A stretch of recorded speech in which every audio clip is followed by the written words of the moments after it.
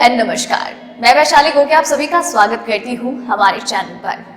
दोस्तों, corona virus महामारी एक ऐसी महामारी है जो कई सालों में पहली बार आई है, जिसने पूरी दुनिया में कोहराम मचाया हुआ है।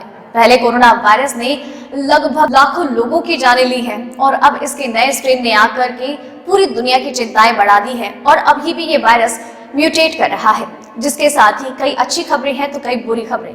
लेकिन उनमें से मैं आपको बताने वाली हूँ 5 महत्वपूर्ण खबरें। पहली जो अपडेट है वो ये है, देश में कोरोना वायरस महामारी के मामले लगातार बढ़ रहे हैं। पिछले 24 घंटे में 16,946 नए मामले सामने आए हैं, तो वहीं 198 लोगों की जान गई है और इस तरीके से कोरोना वायरस महामारी से मरने वालों की कुल संख्या भारत में 1,51,727 हो गई है और लगातार इसमें बढ़ोतरी हो रही है। लेकिन इन टोटल देखा जाए तो मृत्यु दर में काफी गिरावट आई है और रिकवरी रेट भी काफी ज्यादा बढ़ रहा है। और अगर बात की जाए कोरोना केसेस की, तो इनकी संख्या में भी गिरावट आ रही है और जब 16 जनवरी से वैक्सीनेशन की प्रक्रिया शुरू होगी तो इसमें और भी गिरावट की उम्मीद की जा रही है। कोरोना वायरस के कुल केसेस की बात की जाए तो ये 1,05,12,993 है। अभी तक रिकवरी रेट की बात की जाए तो 1 करोड़ से ज्यादा लोग कोरोना वायरस से रिकवर हो चुके हैं और अभी भारत में 2,13,603 लोगों का कोरोना वायरस का इलाज चालू है। दूसरी जो अपडेट है वो ये है कि भारत में तेजी से बढ़ रहा है स्ट्रेन 2। इस शहर में मिले सबसे ज्यादा केस। मेरठ में कोरोना वायरस के सबसे ज्यादा केस सामने आ रहे हैं। मेरठ न सिर्फ राज्य का बल्कि पूरे देश भर का पहला ऐसा शहर बना है जहां पर कोरोना वायरस के नए स्ट्रेन के सबसे ज्यादा संक्रमित पेशेंट्स सामने आए हैं।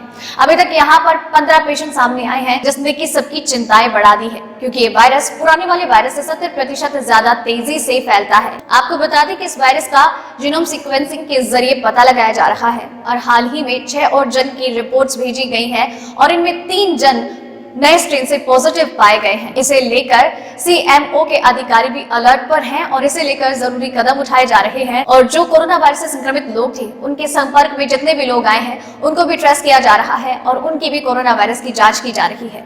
तीसरी जो अपडेट है वो ये है कि दिल्ली में 4 दिन लगेगा कोरोना का टीका। जाने कौन कौन से है वो दिन। दिल्ली में भी कोरोना वायरस वैक्सीनेशन को लेकर तैयारियां पूरी हो चुकी है। दिल्ली के मुख्यमंत्री CM अरविंद केजरीवाल ने इसके गाइडलाइंस जारी कर दिए हैं और लोगों को भी बता दिया है कि हफ्ते में सिर्फ 4 दिन ही कोरोना वायरस का टीकाकरण शुरू किया जाएगा।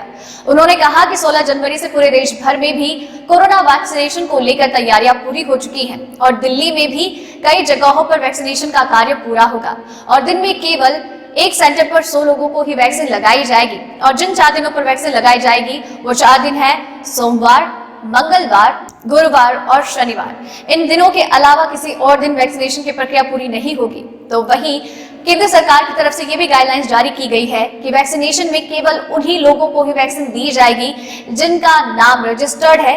कोई भी लोग अपने एक्स्ट्रा एफर्ट्स लगाकर वैक्सीनेशन की प्रक्रिया में गलत तरीके से वैक्सीन नहीं लगवा सकते। जिस प्रकार पहले 3 करोड़ लोगों को चुना गया है, उन्हीं 3 करोड़ लोगों को वैक्सीन दिया जाएगा। इसके अलावा CM केजरीवाल ने यह भी कहा है कि अगर केंद्र सरकार सबको फ्री में वैक्सीन उपलब्ध नहीं कराएंगी तो वो अपने राज्य में वैक्सीन फ्री में उपलब्ध करवाएंगे। तो वहीं 16 जनवरी से जो वैक्सीनेशन की प्रक्रिया शुरू हो रही है, वहां 81 जगहों पर ये वैक्सीन लगाई जाएगी और केवल हर एक जगह पर 100 लोगों को ही वैक्सीन दिया जाएगा। चौथी जो अपडेट है वो ये है, केंद्र सरकार ने कहा कि 10% वेस्ट के लिए भी बचा कर रखे जगह। 16 जनवरी से देश भर में टीकाकरण की प्रक्रिया शुरू होने वाली है। ये दुनिया का सबसे बड़ा टीकाकरण अभियान है जिसका बेसब्री से देशवासियों को तो इंतजार था ही, तो वही पूरी दुनिया की भी इस पर पैनी नजर है। केंद्र ने कहा है कि प्रतिदिन प्रति स्थल टीकाकरण की अनुचित संख्या ना हो और इसका ख्याल रखा जाए और इसके साथ ही ये भी कहा गया है कि प्रत्येक टीकाकरण स्थल पर सिर्फ 100 लोगों को ही टीका लगाया जाएगा, इससे ज्यादा संख्या नहीं होगी। तो वहीं अपव्यय को लेकर भी सरकार ने कहा है कि ख्याल रखा जाए, 10% भी वेस्ट नहीं होना चाहिए। इसी के साथ ही गाइडलाइंस जारी कर दी गई है कि किस तरीके से वैक्सीनेशन की प्रक्रिया पूरी होगी और किन किन मापदंडों का ख्याल रखना है। तो साथ ही में सरकार ने राज्य सरकारों को अपव्यय के लिए चेताया भी है कि इस बात का ख्याल रखा जाए कि वैक्सीन की वेस्टेज ना हो, ख्याल रखते हुए सभी का सही तरीके से वैक्सीनेशन किया जाए। 5वीं जो अपडेट है वो ये है कि कोरोना वैक्सीन की सुरक्षा के लिए पुलिस ने बनाई चेन, तैनात होंगे 100 पुलिसकर्मी।